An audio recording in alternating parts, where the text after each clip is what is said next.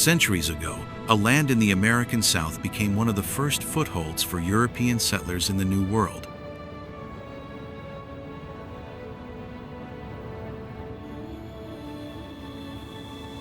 It was not only a witness to the birth of early colonies, but also played a key role in the formative chapters of American history.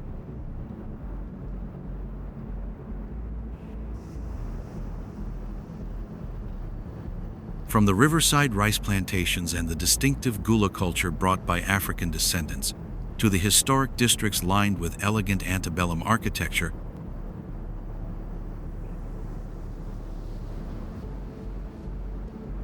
the heritage of this land is still preserved and retold through every cobblestone street and moss-draped mansion.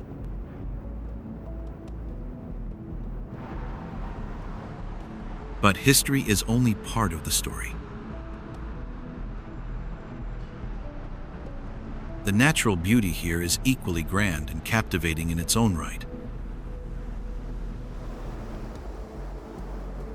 You'll find ancient oak trees arching overhead like natural gateways on quiet country roads, and long stretches of beach with soft white sand and gentle waves rolling ashore.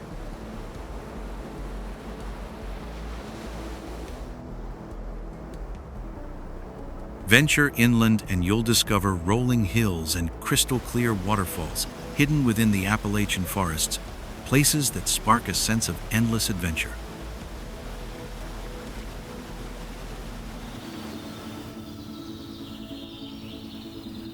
This is a place where the past doesn't just live in museums, it breathes through every story, every view.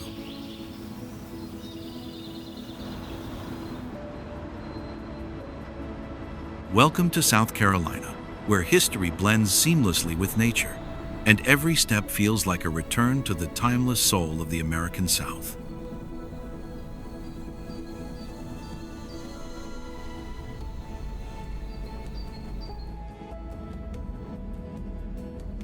Charleston's harbor wasn't just a gateway to trade, it was the entry point for nearly 200,000 enslaved Africans brought to America.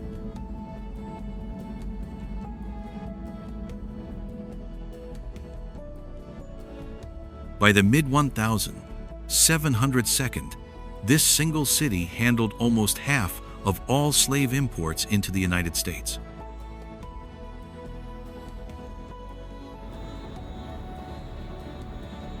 The market buildings still stand today, where auction blocks were placed not far from where tourists now sip sweet tea.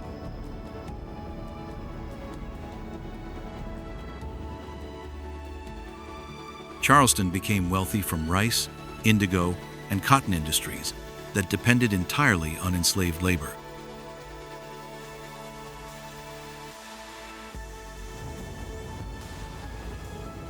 Its streets were laid out by enslaved people, its bricks shaped by hands that had no freedom.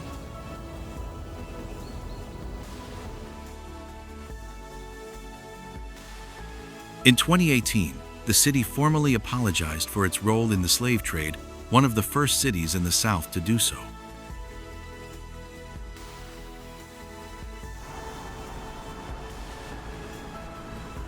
Charleston now works to preserve African American landmarks and Gula heritage, especially in neighborhoods once ignored.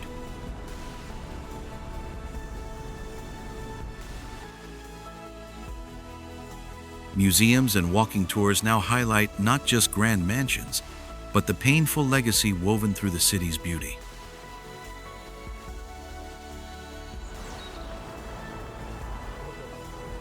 By facing its history openly, Charleston has become more than just picturesque. It's a living archive of pain, perseverance, and the power of memory.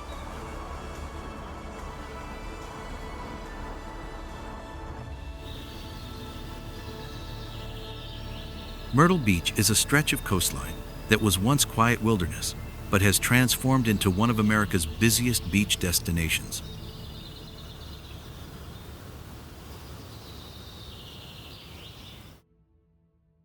Myrtle Beach's story begins long before tourists arrived, tracing back to the Waccamaw people who once lived and fished along these shores.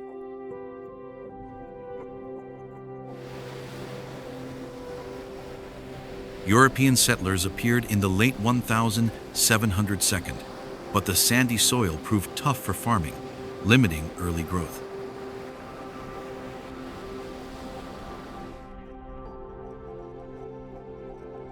For decades, only a handful of families like the Withers called this area home, battling hurricanes and isolation.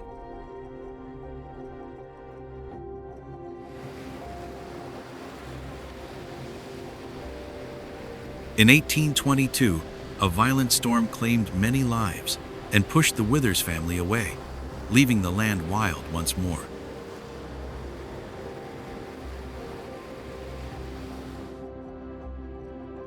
It wasn't until the late 19th century that entrepreneurs like Franklin Burroughs saw potential in the untouched coastline.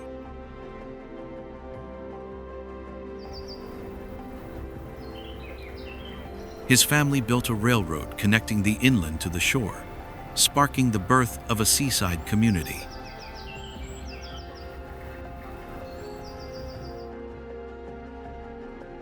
By 1901, the first inn welcomed visitors, and a contest soon gave the area its name, inspired by the local wax myrtle shrubs.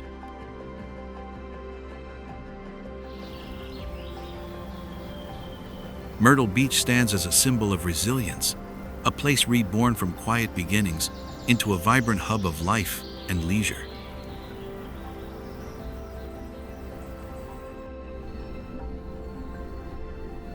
Hilton Head Island, part of South Carolina's Lowcountry, is a treasure of untouched coastal landscapes and rich culture.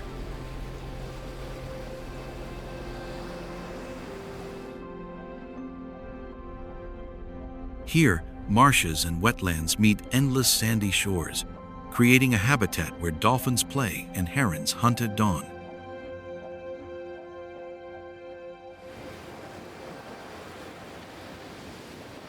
The island's natural environment invites visitors to slow down and breathe deeply, letting the sound of waves and chirping birds soothe the soul.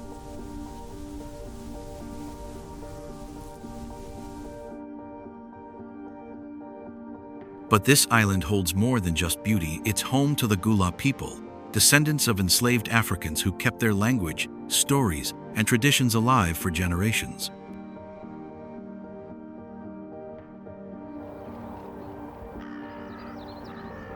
Their courage and culture still pulse in the local art, food, and festivals that celebrate freedom and resilience.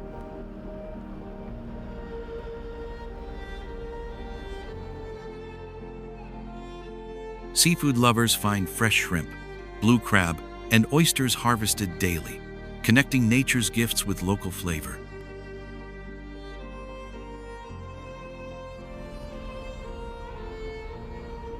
Shopping here blends modern boutiques with historic villages, offering handcrafted treasures tied to the island's roots.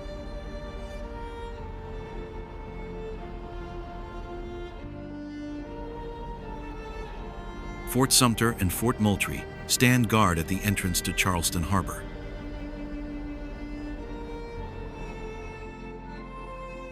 Fort Sumter is famous as the place where the first shots of the Civil War were fired in 1861.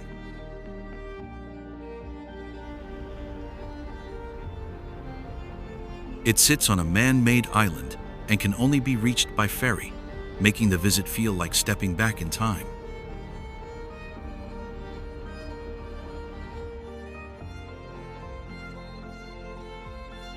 Just a short drive away on Sullivan's Island, Fort Moultrie played a key role in defending Charleston during the Revolutionary War.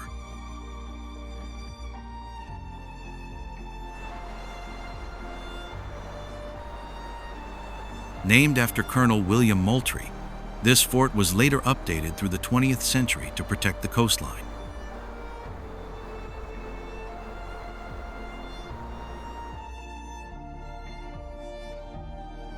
Both forts are part of a national historical park where you can explore battle sites, museums, and stunning waterfront views.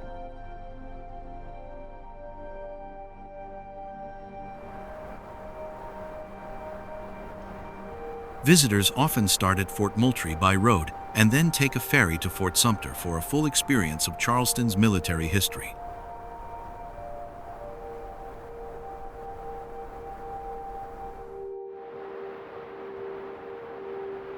The Arthur Ravenel Jr. Bridge is an iconic symbol stretching over the Cooper River in Charleston.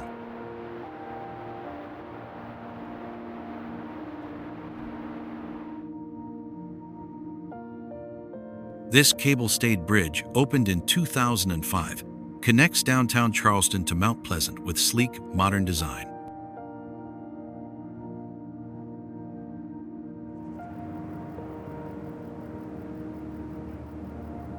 It's one of the longest bridges of its kind in the Western Hemisphere and a favorite spot for photographers and runners.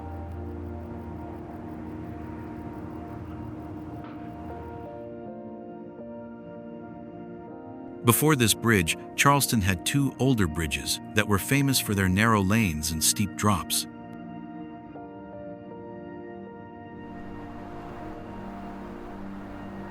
The old bridges were replaced because they no longer met the needs of modern traffic and shipping.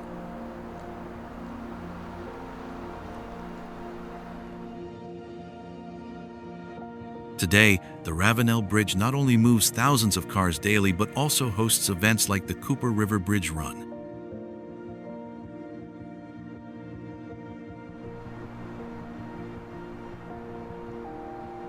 Walking or driving across offers breathtaking views of the Charleston skyline and harbor.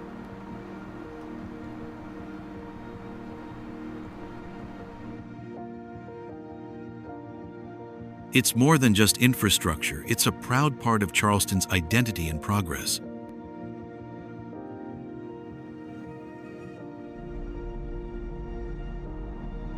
For visitors, the bridge is a reminder of how history and modern life come together in this charming city.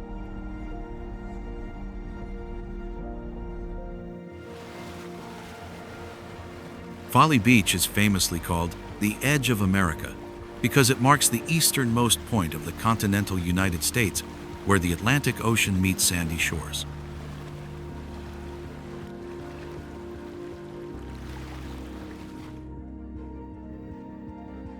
Stretching along 6 miles of Barrier Island, this coastal city offers a dynamic environment shaped by ocean currents, marshlands, and wildlife habitats.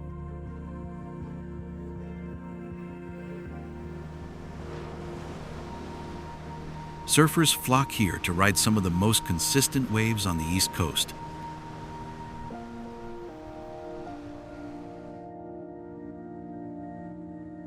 The beach supports a vibrant ecosystem, including migrating North Atlantic right whales that pass close offshore during seasonal migrations.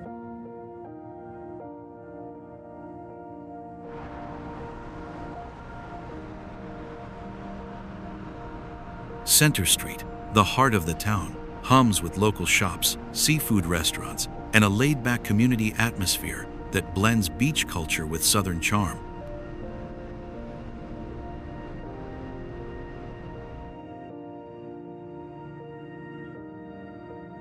Historically, Folly Beach has significance with sites listed on the National Register, connecting it to events dating back to the Civil War era.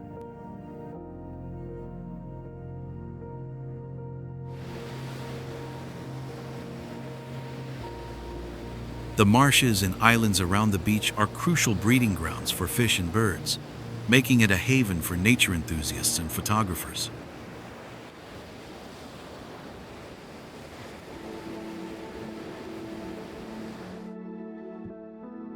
Despite its small population, the city maintains a strong identity focused on conservation, recreation, and welcoming visitors year-round.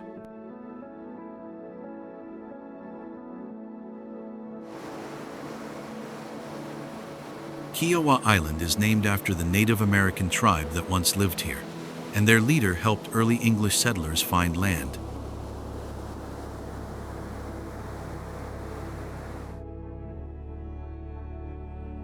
Kiowa Island's quiet shores hide a rich history dating back to the 1602, when the Kiowa tribe's cacique guided English settlers to nearby Charleston.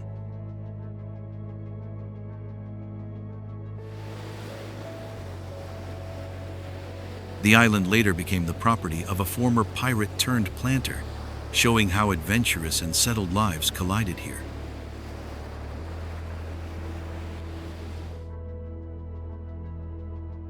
Before the Civil War, Kiowa's wide pastures supported cattle farming, a peaceful rural life contrasting with the turmoil of the era.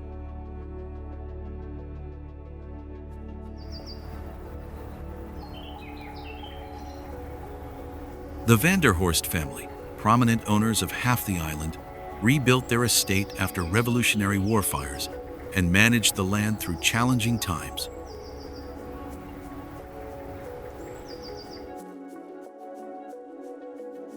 Freed African Americans worked the island after the war, helping revive agriculture in a changing South.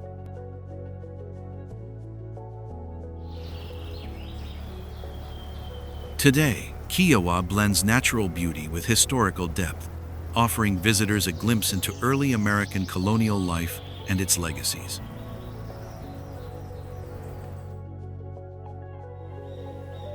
This small, quiet island once held the weight of an entire people's sorrow.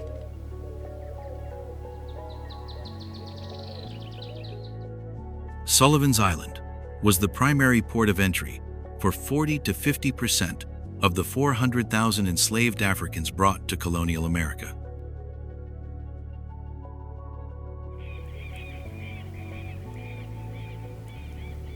In the 1702nd, ships arrived at this barrier island before docking in Charleston, offloading human cargo into quarantine facilities.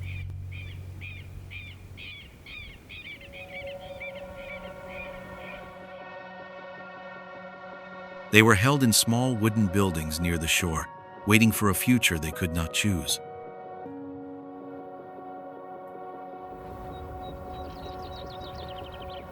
They were treated not as people, but as goods evaluated for strength, age, and health before being sold inland.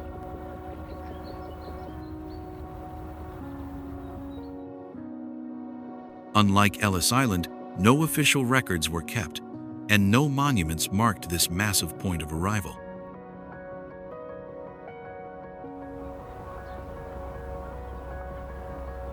For over 2 centuries, the story of Sullivan's Island as America's largest slave port was largely unacknowledged.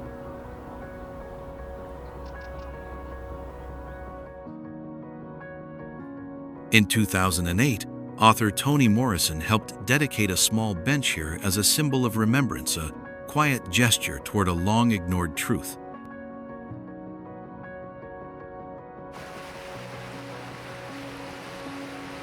Standing on these shores today is to face a foundational chapter of American history, not in textbooks, but in the sand itself.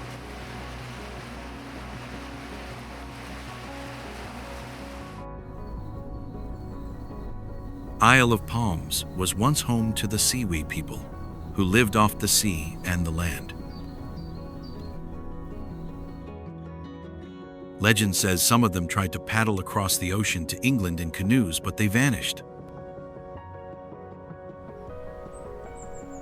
In the 1702nd, pirates may have buried treasure on the island, though none has ever been found.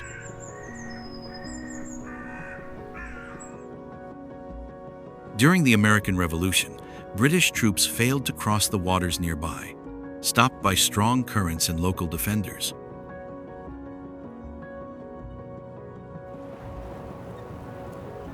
Today, Isle of Palms welcomes visitors with soft beaches, sea turtles, and stories as deep as the ocean.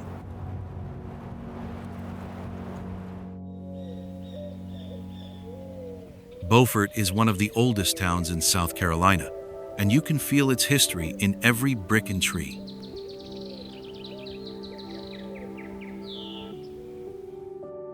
It was founded in 1711, and many of its buildings from the 1702nd still stand today.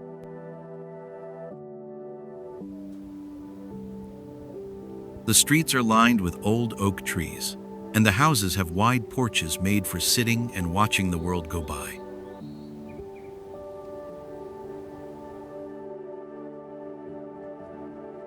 During the Civil War, Union troops took control of Beaufort early on, turning it into a place of hope for people seeking freedom.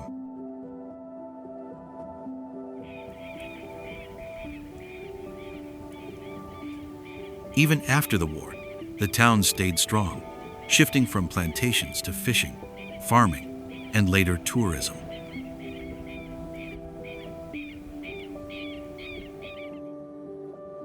Its old churches, quiet graveyards, and simple museums tell stories that still matter today.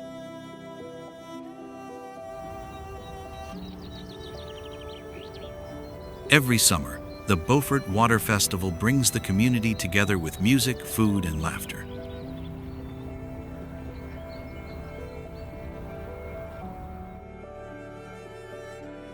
You can walk down by the harbor, watch the boats, and picture what life was like here 200 years ago.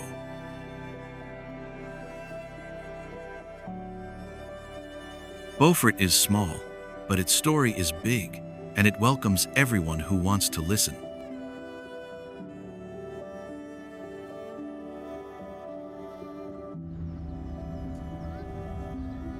In the heat of the American Revolution, Greenville's earliest plantation was reduced to ashes, a retaliation against loyalty to the British Crown.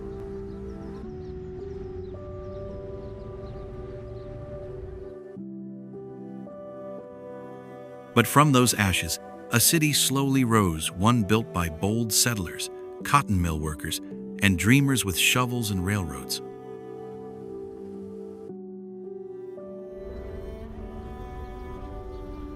In the late 1702, a man named Richard Pieris received over 100,000 acres from the Cherokee, forging an unlikely alliance that would shape the land's future.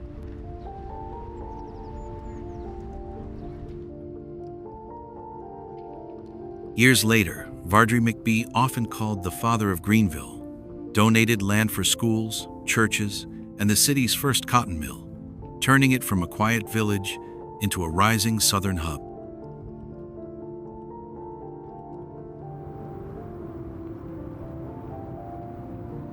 By the 1852nd, the sound of train whistles echoed through the hills as Greenville linked itself to Columbia by rail and became a popular summer retreat.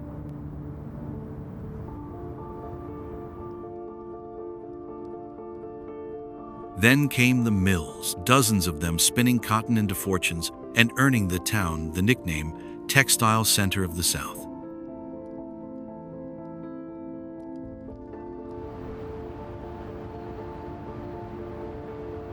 Even when war, strikes, and economic collapse followed, the people of Greenville kept building, kept believing, never letting go of the idea that this place could be more.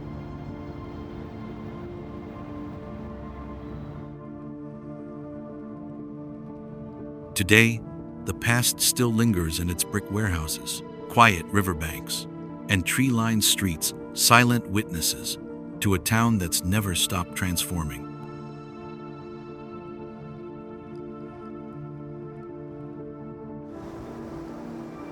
Lake Jocassee, nestled in South Carolina's Blue Ridge Mountains, means place of the lost one. According to legend, a Cherokee maiden once walked across its waters to meet her lost love. Long ago, two rival tribes lived on opposite sides of the Whitewater River. A Greenbird warrior was wounded and secretly cared for by Jocassee, the daughter of the Brown Viper's chief. They fell in love, but tragedy struck when her brother killed the warrior and brought back his head. Heartbroken, Jocassee walked into the lake and, as the story goes, never sank. Today, Lake Jocassee remains a place of quiet beauty and timeless legend.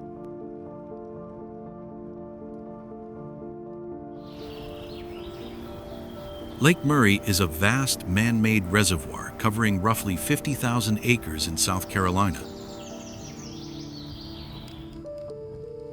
Created in the late 1922 by damming the Saluda River, its Dreher Shoals Dam was the world's largest earthen dam at completion.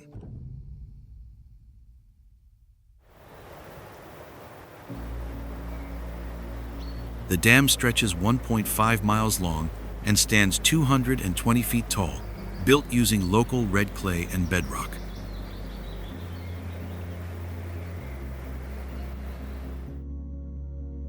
Engineer William S. Murray led the project, envisioning a hydroelectric system to power much of the state.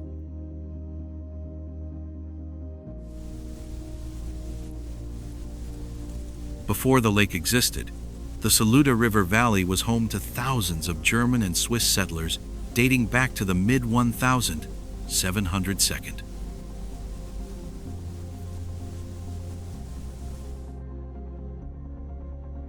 To build the lake, about 1,100 parcels of land and over 2,300 graves were relocated.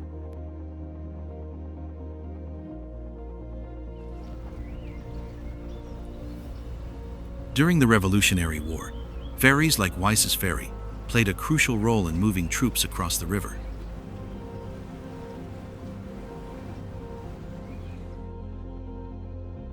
In the 1942nd, several B-25 bombers crashed into Lake Murray during training, with one recovered decades later and preserved in a museum.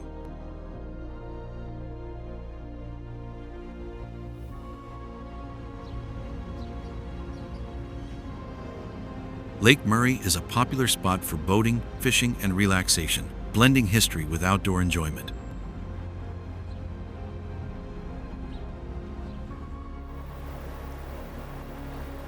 Murrells Inlet is a small town on the coast of South Carolina, known for its beautiful marshes and great seafood.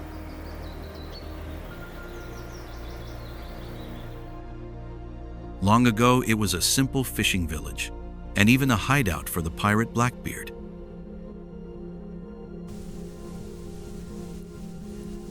Today, it's a peaceful spot where visitors come to enjoy nature and fresh fish.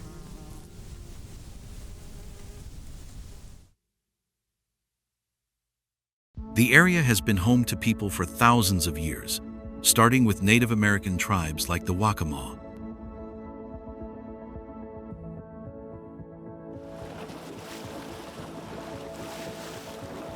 These early peoples left behind shell mounds and burial sites, showing how much they valued this land.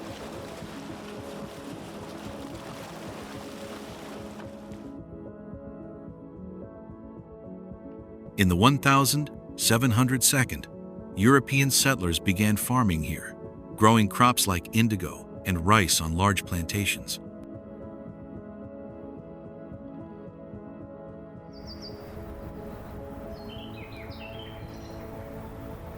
Some of these plantations still have historic buildings and stories connected to families who lived here long ago.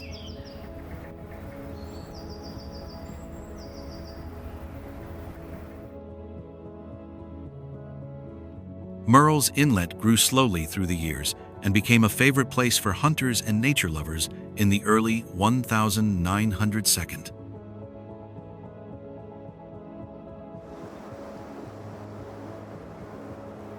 A famous artist couple, the Huntingtons, made their home nearby and helped preserve the natural beauty of the area.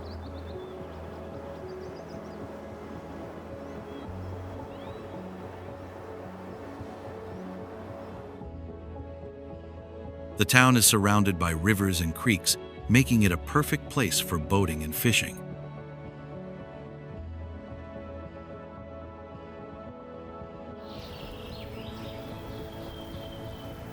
Lake Hartwell is a big man-made lake that sits on the border between Georgia and South Carolina.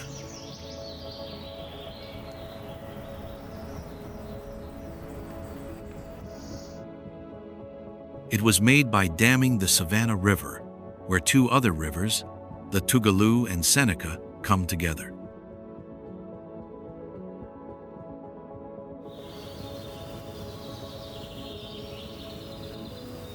This lake is one of the largest in the Southeast, with almost 56,000 acres of water and nearly 1,000 miles of shoreline.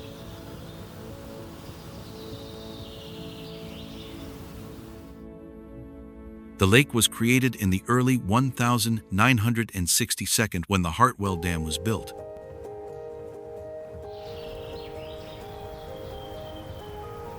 It's a huge dam, over 2 miles long, and it changed the land a lot. Some roads and bridges had to be moved to make way for the lake.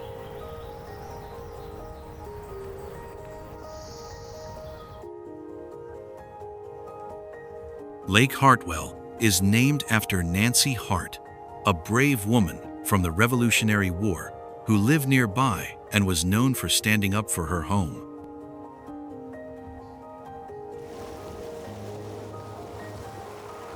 Fishing is popular at the lake, especially for striped bass.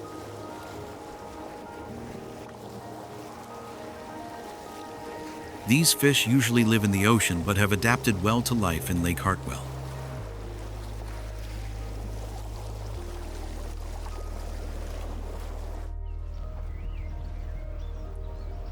Few people realize the spark that lit the Civil War was struck right here.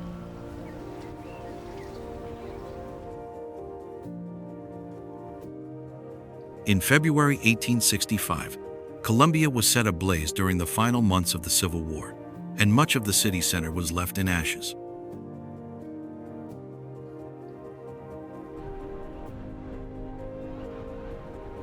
Union troops marched in just after midnight, and by dawn, the skyline glowed red with fire.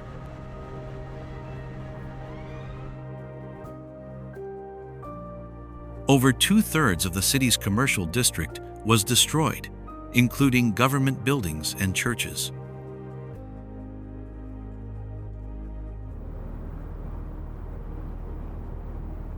Historians still debate who gave the order, but the damage was real and left a permanent mark on Columbia's story.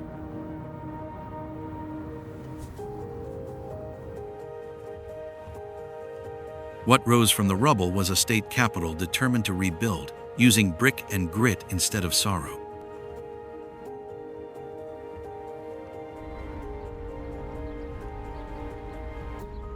Today, Columbia's layout still reflects its post-war design, with wide boulevards that were planned to slow the spread of fire.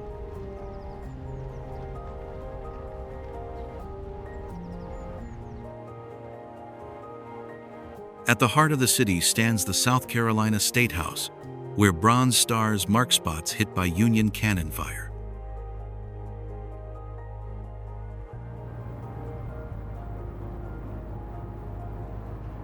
Nearby, preserved antebellum homes and faded mills hint at the city's past as a center of politics and cotton processing.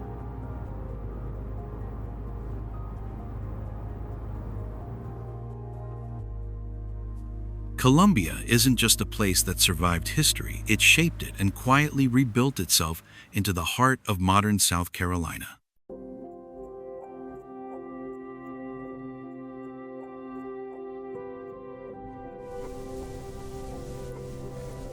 Did you know that beneath the peaceful waters of Lake Keowee lies a forgotten world of ancient towns and rich stories?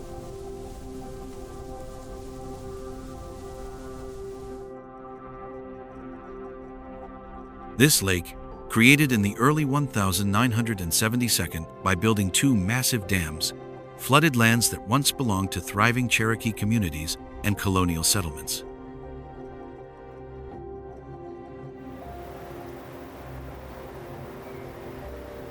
The name Keowee comes from the Cherokee language, meaning place of the mulberries.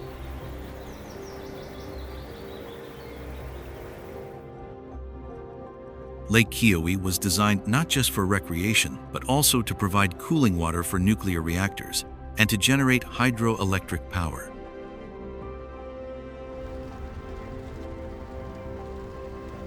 During the American Revolutionary War, the Cherokee people here faced devastating battles and were forced to give up most of their ancestral lands after a series of harsh treaties.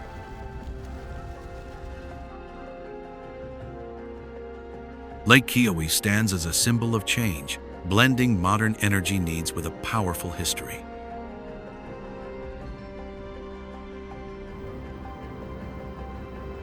St. Michael's is Charleston's oldest standing religious building, completed between 1751 and 1761 on the site of an earlier church.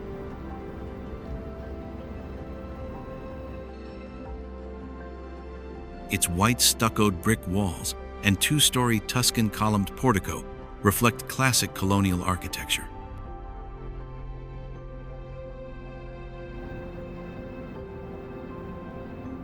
George Washington worshipped here in 1791, occupying pew number 43, which remains preserved today.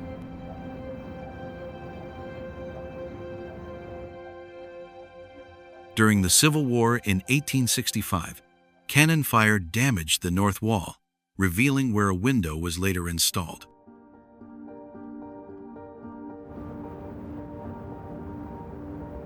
St. Michael's Churchyard is the resting place of two U.S. Constitution signers, adding to its historical significance.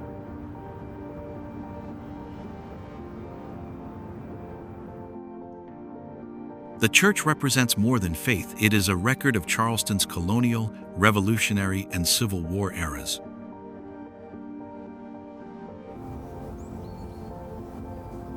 Through wars and peace, St. Michael's has stood as a symbol of endurance and heritage.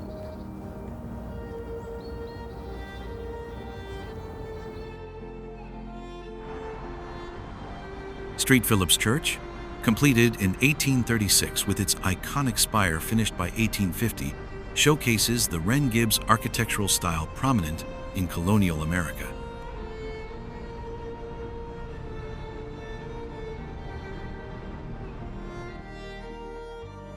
Its three Tuscan pedimented porticos contribute to a balanced and refined exterior that reflects 19th century ecclesiastical design sophistication.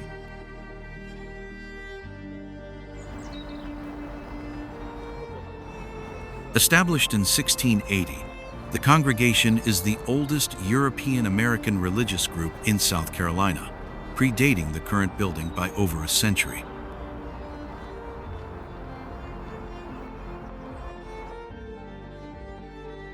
The original wooden church, built near present-day St. Michael's, was destroyed by a hurricane in 1710, prompting relocation and rebuilding.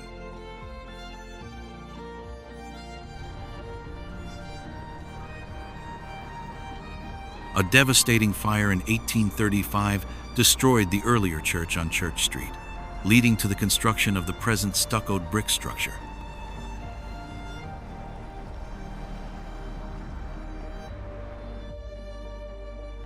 Reverend Thomas Frost, rector in the late 18th century, navigated the church through Anglicanism's disestablishment after the American Revolution.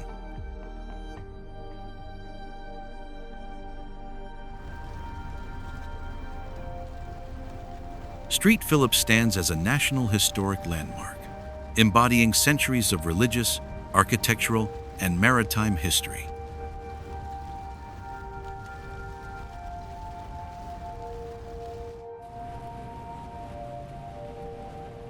For hundreds of years, the Sewi tribe lived and fished along Shem Creek long before settlers arrived.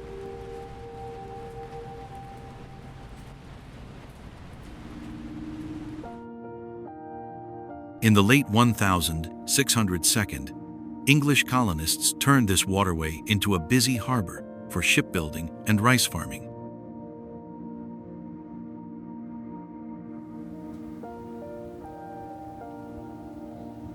During the Civil War, the creek became a secret path for Confederate ships to move supplies and avoid Union forces.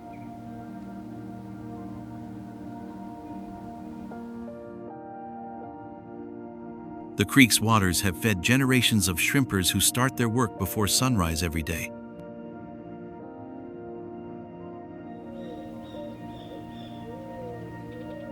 In the 1902, shrimp boats filled the docks, bringing fresh seafood to markets and restaurants nearby.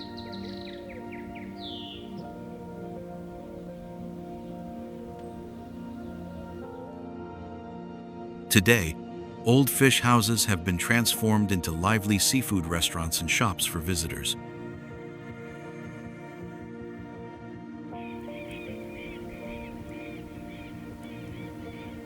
On a calm afternoon, you might see fishermen heading out to sea or pelicans diving for fish nearby.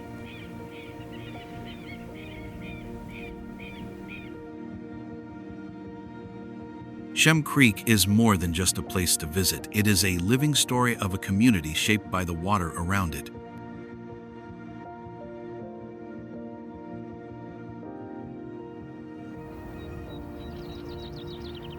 Ashley River is a blackwater tidal river flowing through the swampy lands of western Berkeley County, South Carolina.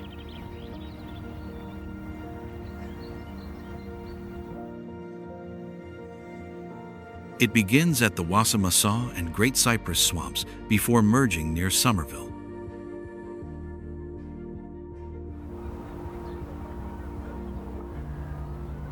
The river widens into a tidal estuary south of Fort Dorchester, running about 17 miles along North Charleston's historic banks.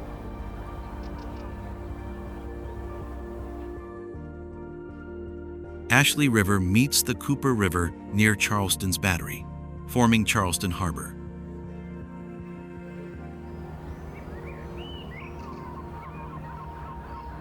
Named after Anthony Ashley Cooper, the first Earl of Shaftesbury and Carolina's chief Lord Proprietor, the river carries deep colonial history.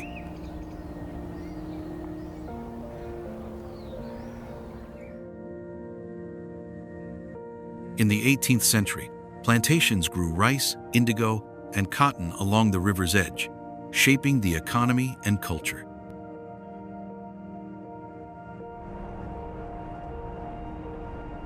Today, nearby historic sites preserve the river's story and its impact on South Carolina's heritage.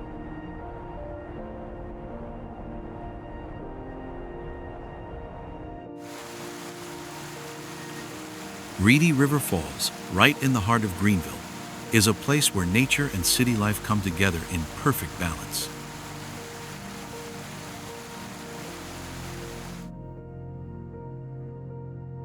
Its centerpiece is the Liberty Bridge, a stunning curved walkway that seems to float over the waterfall below.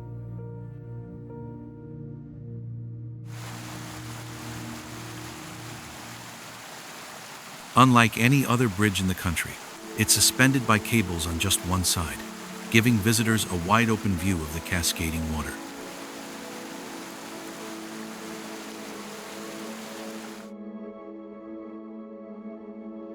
Below, the Reedy River flows through a peaceful park filled with flowers, walking paths, and sculptures.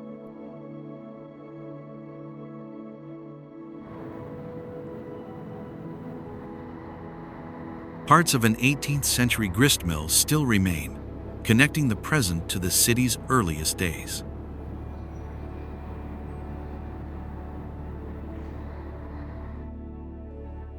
Locals come here to relax, read, and enjoy summer plays under the open sky.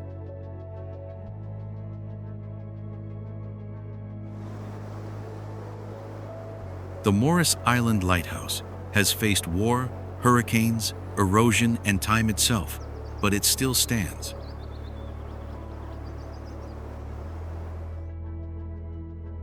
Built in 1876, this towering brick lighthouse was once surrounded by homes and barracks on Morris Island.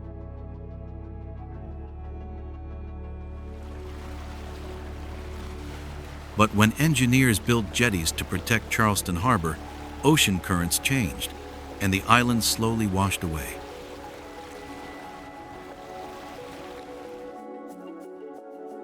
By the 1932nd, the sea reached the lighthouse's base. By the 1962nd, it was completely surrounded by water.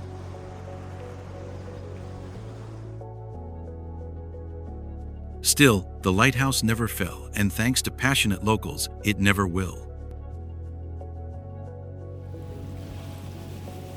Volunteers raised money to stabilize it, building strong foundations beneath the waves.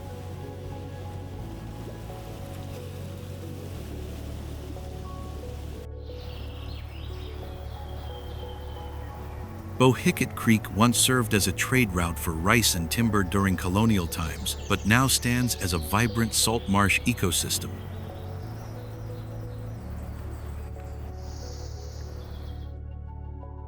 Nestled between Johns Island and Kiowa Island, it is a tidal creek rich with wildlife and native plants.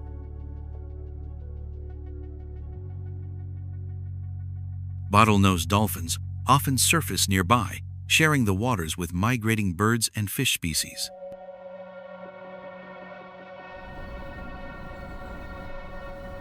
Spring and fall bring mild weather perfect for kayaking, paddleboarding, and sailing adventures here.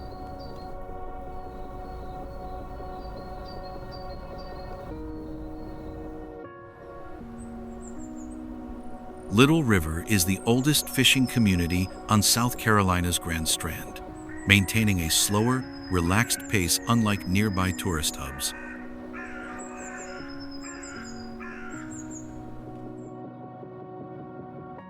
Located at the confluence of the Little River and the Atlantic, the town has historically been a critical marker for tropical cyclone warnings.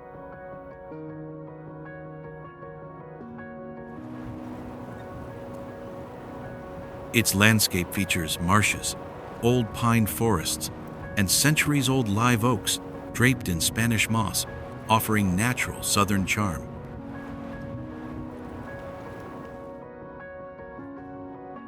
Daily deep-sea fishing charters launch at sunrise, drawing anglers to rich waters in the Gulf Stream just offshore.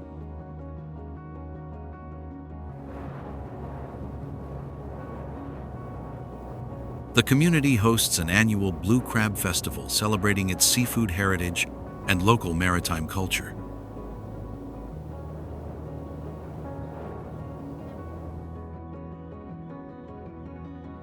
Despite growing real estate demand, Little River has retained its identity as a working fishing village with multi-generational commercial fishermen.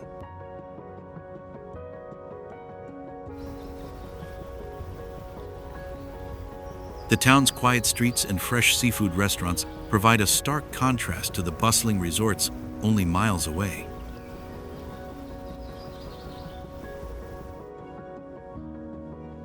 Little River's blend of tradition, nature, and hospitality makes it a unique coastal destination on the Grand Strand.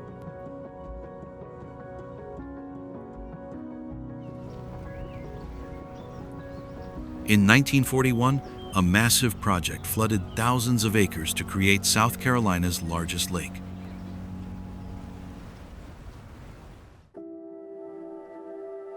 Lake Marion covers over 110,000 acres, formed to supply hydroelectric power and jobs during the Great Depression.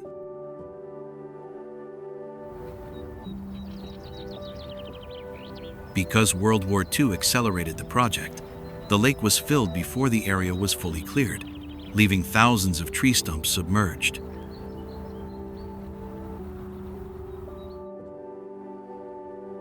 These underwater trunks provide crucial habitats for fish like crappie, catfish, and bluegill.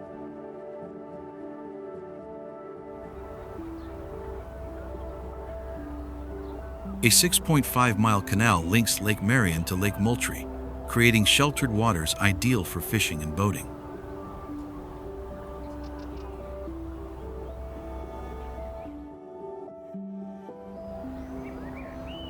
Spartanburg was named after the Spartan Regiment, a local militia that fought in the American Revolutionary War.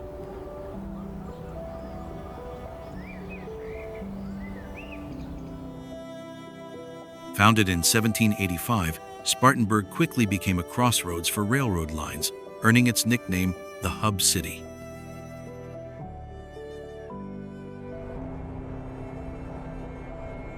These mills built not just factories, but entire neighborhoods for workers, creating a strong community.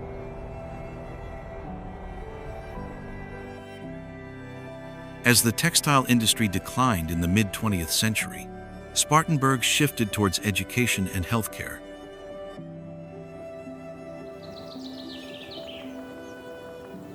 Now, the city is home to several universities and remains proud of its history as a hub of courage and industry.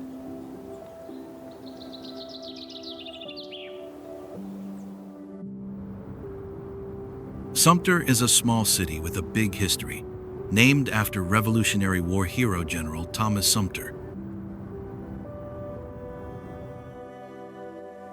Founded in the mid-1800s, it started as a plantation settlement and grew into an important center during the Civil War.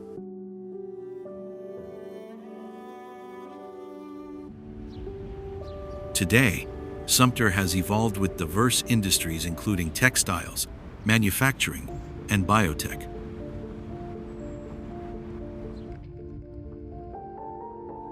Visitors can feel the mix of history and modern life as they explore downtown and local museums.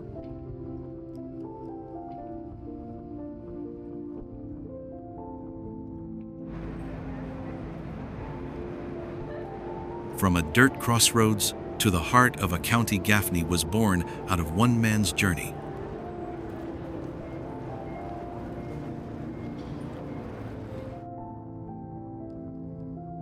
In 1804, Irish immigrant Michael Gaffney set up a small inn and tavern where two major roads met in the South Carolina upcountry.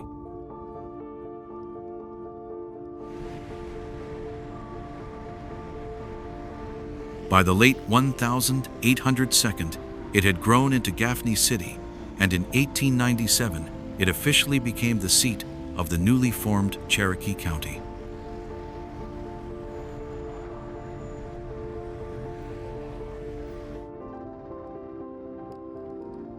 With the rise of the textile industry, Gaffney thrived, its mills buzzing with life and its economy woven together with cotton and labor.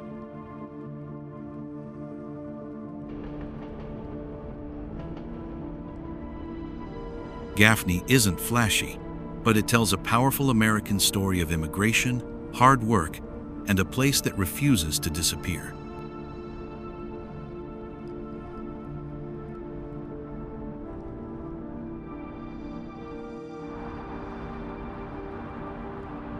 Boiling Springs started around natural bubbling springs that attracted early settlers looking for a peaceful place to live.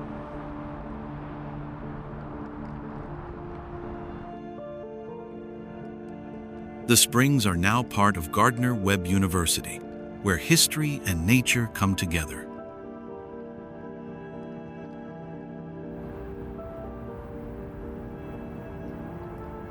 Visitors can explore old buildings like E.B. Hamrick Hall and the Irvin Hamrick Log House, which are protected as historic sites.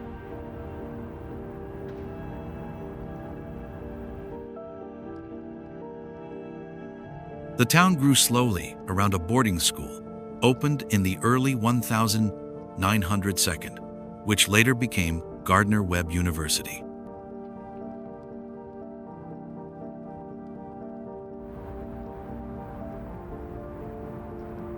Boiling Springs is a calm place, perfect for travelers who want to enjoy history and nature without crowds.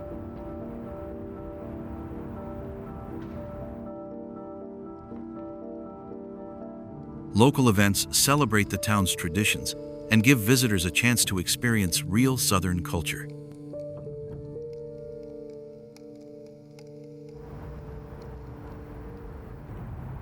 Walking through the town, you can feel the connection between its past and today.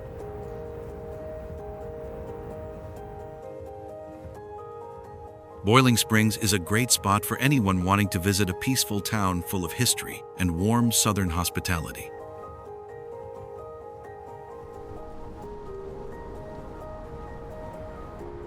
We gather info from many places. If you see something wrong or have more to share, let us know in the comments. We'd love to hear from you.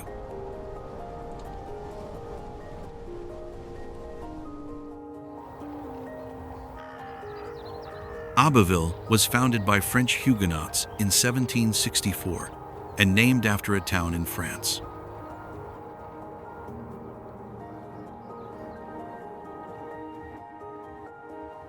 In 1860, a meeting at Secession Hill in Abbeville started South Carolina's secession from the United States.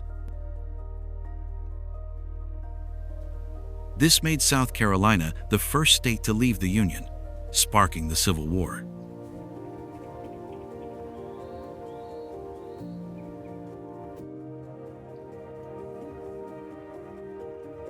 Nearly 5 years later, Confederate President Jefferson Davis met here to accept the end of the Confederacy.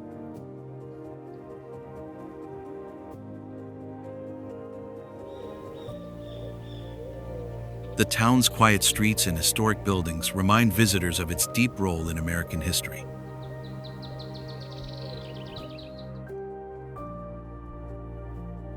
From quiet mountain trails to sunlit island shores, South Carolina holds more than just history, it holds moments that stay with you.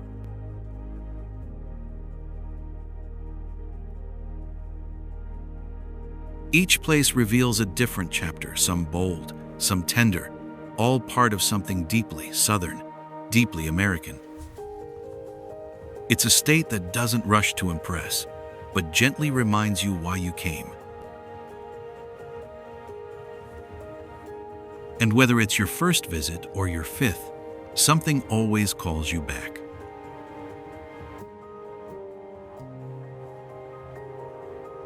South Carolina doesn't just ask to be seen, it asks to be felt.